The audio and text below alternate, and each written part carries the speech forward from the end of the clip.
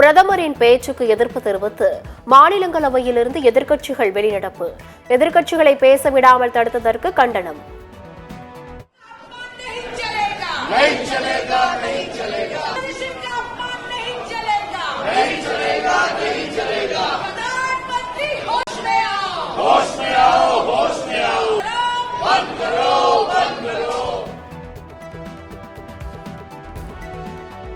அவையில் பிரதமர் தவறான தகவல்களை பேசியதால் எதிர்க்கட்சிகள் வெளிநடப்பு. பிரதமருக்கு உண்மை பேச பழக்கமில்லை என மல்லிகார்ஜுனா கார்கே குற்றச்சாட்டு. உண்மை பேசுவதை பொறுத்துக் கொள்ள முடியாமல் எதிர்க்கட்சிகள் வெளிநடப்பு. மாநிலங்களவையில் பிரதமர் மோடி காட்டம்.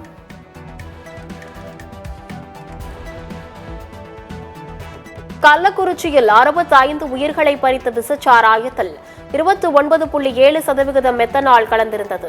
கள்ளக்குறிச்சி சம்பவம் மரக்காணம், செங்கல்பட்டு சம்பவங்களின் தொடர்ச்சி என சொல்ல முடியாது என உயர்நீதிமன்றத்தில் தமிழக அரசு பதில் மனு தாக்கல்.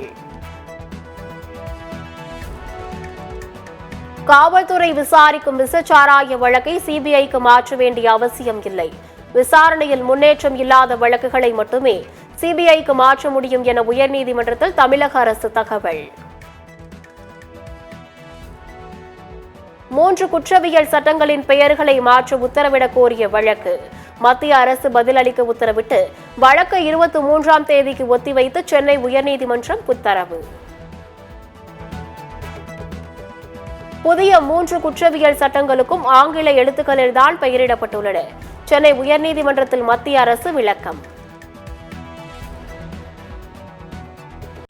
நீட் தேர்வை ரத்து செய்ய கோரி சென்னையில் திமுக மாணவரணி ஆர்ப்பாட்டம். நீட், நெட், கியூட் உள்ளிட்ட தேர்வுகளை ரத்து செய்ய வலியுறுத்தி கண்டன முழக்கம்.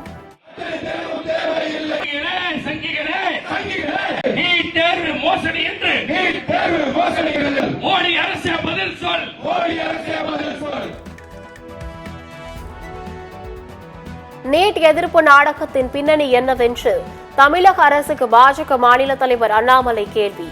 நீட் தேர்வுக்கு பின் அரசு பள்ளி மாணவர்கள் பயனடைந்தனர் என்ற உண்மை வெளிப்பட்டு போலி பிம்பம் உடைந்துவிடும் என்ற பயமா என விமர்சனம்.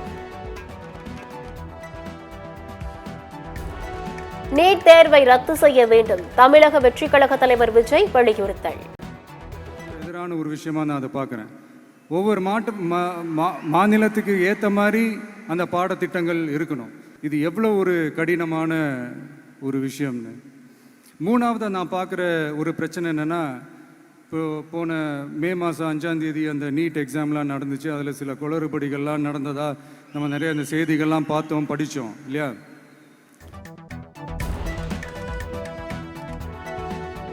நீட் தேர்வால் ஏழை மாணவர்கள் பாதிக்கப்பட்டுள்ளனர் என்பது அப்பட்டமான உண்மை. தமிழக அரசு கொண்டு வந்துள்ள நீட் விலக்கு மசோதா தீர்மானத்திற்கு விஜய் வரவேற்பு. சரி, இதுக்கு என்னதான் தீர்வு அப்படின்னா, நீட்டு விலக்கு தான் இதுக்கு உடனடி தீர்வு. நீட்டு ரத்து கோரி தமிழக சட்டமன்றம் கொண்டு வந்திருக்கிற அந்த தீர்மானத்தை நான் மனப்பூர்வமாக வரவேற்கிறேன்.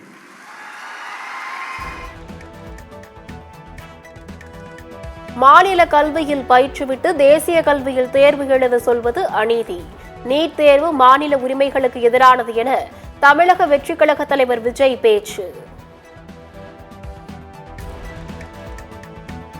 கல்வியை பொது பட்டியலிலிருந்து மாநில பட்டியலுக்கு கொண்டு வர வேண்டும். கல்வி, மருத்துவத்தில் மாநில அரசுகளுக்கான உரிமை மற்றும் சுதந்திரத்தை மத்திய அரசு உறுதி செய்ய வேண்டும் என்று விஜய் வலியுறுத்தல். மன அழுத்தம் இன்றி ஜாலியாக படியுங்கள், நம்பிக்கையுடன் இருங்கள், வெற்றி நிச்சயம். மாணவர்களுக்கு அறிவுரை வழங்கிய தமிழக வெற்றி கழக தலைவர் விஜய்.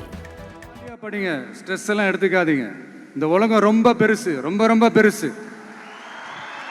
ஆப்பர்ச்சுனிட்டிஸ் அவ்வளவு இருக்கு, அவ்வளவு கொட்டி கிடக்கு. நீட் தொடர்பான தமிழக வெற்றி கழக தலைவர் விஜயின் கருத்திற்கு காங்கிரஸ் வரவேற்பு. தமிழக மக்களின் நலனில் அக்கறையுள்ள அனைத்து கட்சிகளும் ஒரு அணியில் உள்ளதாக தமிழ்நாடு காங்கிரஸ் தலைவர் செல்வ பெருந்தகை கருத்து. பரந்தூர் விமான நிலையத்திற்கு எதிர்ப்பு தெரிவித்து உண்ணாவிரத போராட்டத்தில் ஈடுபட முயன்ற ஏகனாபுர கிராம மக்கள் கைது. ஏகனாபுரத்திலிருந்து காஞ்சிபுரம் நோக்கி புறப்பட்டவர்களை கைது செய்தது காவல்துறை.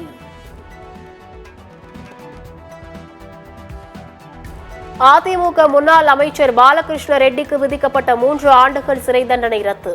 பொது சொத்துக்கு சேதம் ஏற்படுத்திய வழக்கில் சிறப்பு நீதிமன்றத்தில் விதித்த தண்டனையை எதிர்த்து தொடரப்பட்ட மேல்முறையீட்டு வழக்கில் சென்னை உயர்நீதிமன்றம் உத்தரவு. உத்தரப்பிரதேச மாநிலம் ஹத்ராஸில் கூட்ட நெரிசலில் சிக்கி 122 பேர் உயிரிழந்த சம்பவம். சிபிஐ விசாரணை கோரி அலகாபாத் உயர்நீதிமன்றத்தில் பொதுநல மனு தாக்கல்.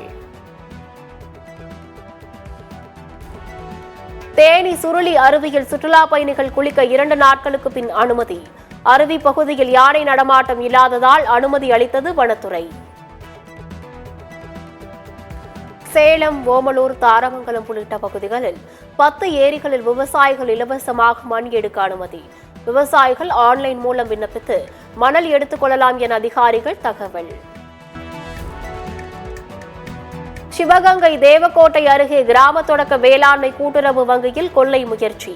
வங்கியில் லாக்கரை உடைத்து முயற்சி தோல்வியில் முடிந்ததால் பல லட்சம் ரூபாயிலான நகைகள் தப்பின.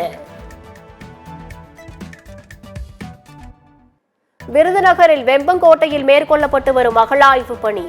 மாவு கல்லாலான கழுத்தில் அணியக்கூடிய தொங்கணி கண்டெடுப்பு. திருச்சி முசிறி அருகே பூட்டியிருந்த மளிகை கடையில் பெட்ரோல் குண்டு வீச்சு. 3 பேரை பிடித்து காவல்துறை விசாரணை.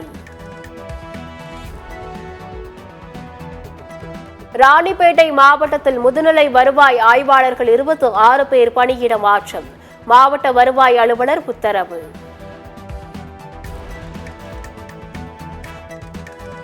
புதுச்சேரியில் பாரம்பரிய மிதிவண்டி ரிக்ஷாவில் கூரை போட்டு பயணிக்கும் ரஷ்ய குடும்பம். குழந்தைகளுடன் புதுச்சேரி நகர வீதிகளில் உலா.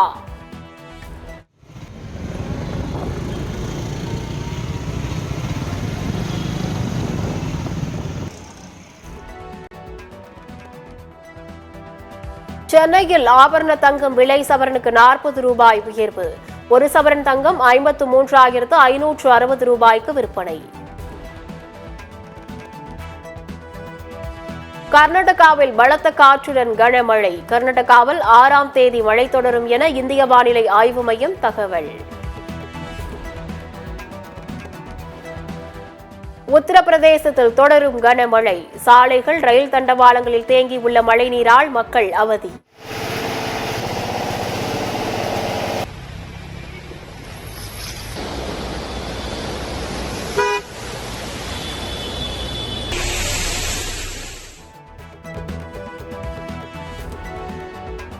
அசாமில் நீடிக்கும் கடும் வெள்ளத்தில் 6 லட்சத்திற்கும் மேற்பட்டோர் பாதிப்பு. வெள்ளத்தில் சிக்கி உயிரிழந்தவர்களின் எண்ணிக்கை 38ஆக அதிகரிப்பு.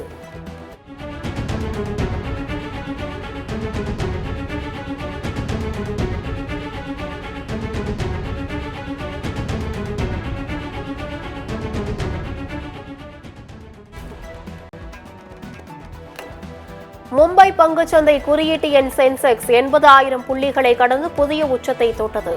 சென்செக்ஸ் 574 புள்ளிகள் அதிகரித்து 80,015 புள்ளிகளில் வர்த்தகம்.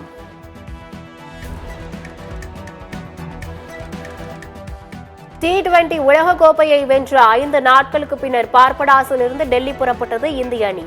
சூறாவளி கரையை கடந்த நிலையில் தனி விமானம் மூலம் இந்திய கிரிக்கெட் அணி நாடு திரும்புகிறது. நாளை அதிகாலை இந்திய அணி வீரர்கள் டெல்லி திரும்புகின்றனர்.